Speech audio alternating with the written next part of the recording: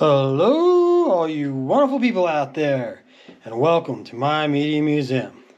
Today, we're looking at the Disney Treasures Wave 7. And this is the one that had the Oswald the Lucky Rabbit in the gold tin, the only gold-colored tin of the whole series. And I want to point out, some of these tins came with dents from the factory. This is fresh out the package. I've got 3 good-sized dents. It was brand new like that from Costco. So that's, if you get a used copy, them dents might not necessarily be from the way the owner handled it. They could have got it that way, brand new from the store. Because like I said, a number of my tins have dents, and all of them came from Costco in those long boxes, which seem to give some fair amount of protection. And I've got dents. So I even have the wrapper on this one. This one actually came from Best Buy, I guess. I don't remember that. I thought I got the bulk of them at Costco, but I got this one at Best Buy, clearly. It has an exclusive button, which here it is. Oh, that's a pretty cool button. Still wrapped in the plastic. I never unwrapped it or did anything with it. So there you have that. And then getting to the insides. Oh, I wanted to show you the disc first. So we'll show you the disc. There's disc 1. And there's disc 2.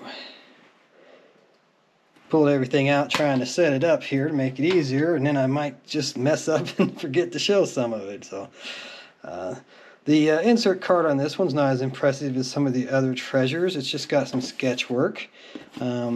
But they do give you a little bit of information about how this was the first licensed Disney character. Now, I never knew of Oswald the Lucky Rabbit until these treasures came out and they had this release.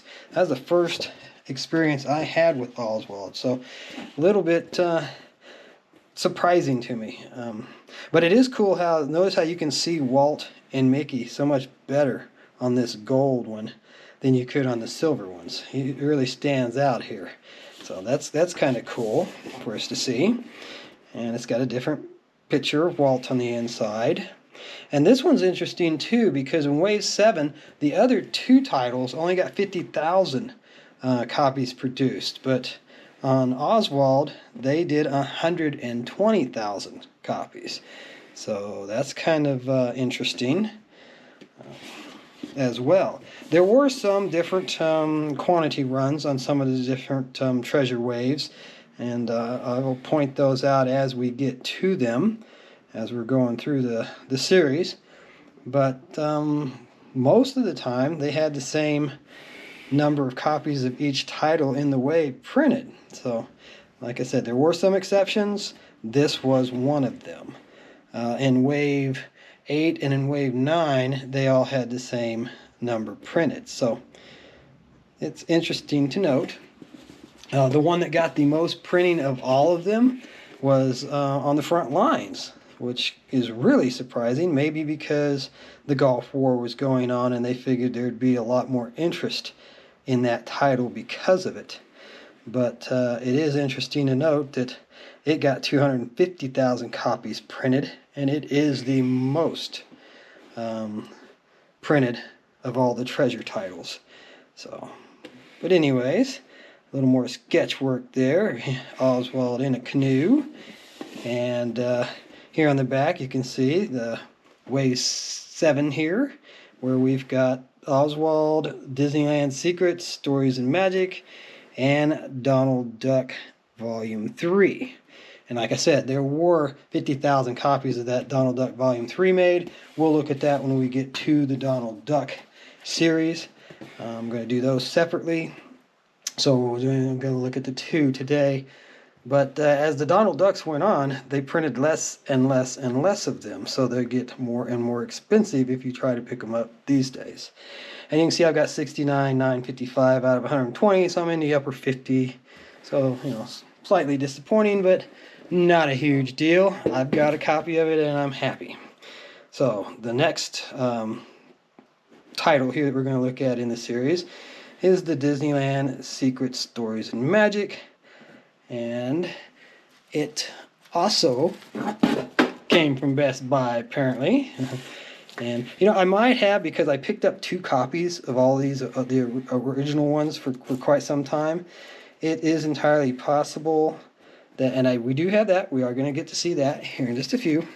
It is entirely possible that I picked up the Costco long box copies and stored them in the closet for safekeeping, and got the Best Buy copies that I opened up. So that might be where some of my confusion's coming from, with me thinking that I bought all these at Costco, as I clearly didn't, but that's the way I had it remembered. So, excuse me. So the insert card here looks like it's some production artwork for the castle. And that's kind of cool. I like that. That's a nice sketch. And on the back it tells you about Sleeping Beauty's castle being inspired. Concept. 1954 concept artwork. So very neat. And then here, well, I guess Walt and Mickey stand out pretty decent on the booklets. You can see it pretty clearly there. Maybe it's because I have adjusted the lighting a little bit differently than the first treasure that I tried to film. This is my 3rd treasures video now. We started at the end. I started with Wave 9 with the Zorros, and then I did Wave 8. Now we're up to 7. And I'm going to go backwards, more or less, with, like I said, skipping some, like the Donald Ducks. I want to do the Donald Ducks and the Mickeys and the ones that had multiple volumes in groupings. It makes more sense to me to do, rather than trying to just follow suit with the waves. But we will get to all of them in time, with the exception of the 2 that I'm missing. I am still missing 2. I do not, or never did, get the Swamp Fox, the Legendary Heroes one, and I have the movie club version of the Hardy Boys, not the Disney Treasures version. Other than that, I have all of the treasures now, so we will be able to look at the vast majority of them. Nice kind of old school shot from the times there, riding the teacups. And I myself have never been to Disney World or Disneyland. The wife has been to both. Took my niece to the one in Florida, which I think's World. And there you're seeing just another repeat of the same back, or advertising the same ones that the Oswald set did.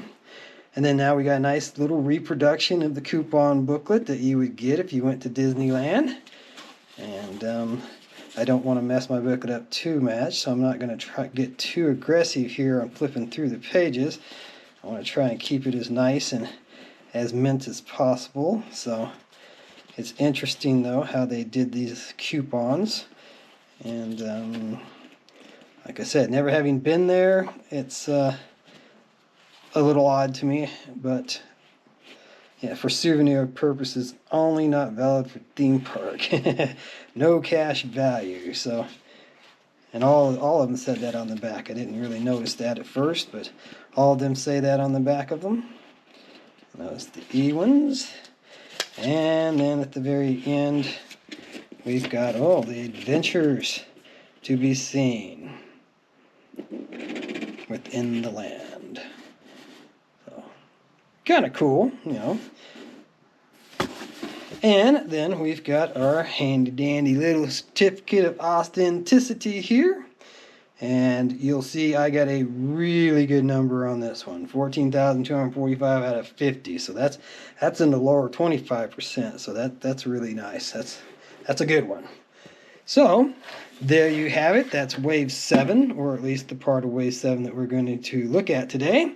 And I hope you come back and join us for the rest of these Disneyland Treasures releases.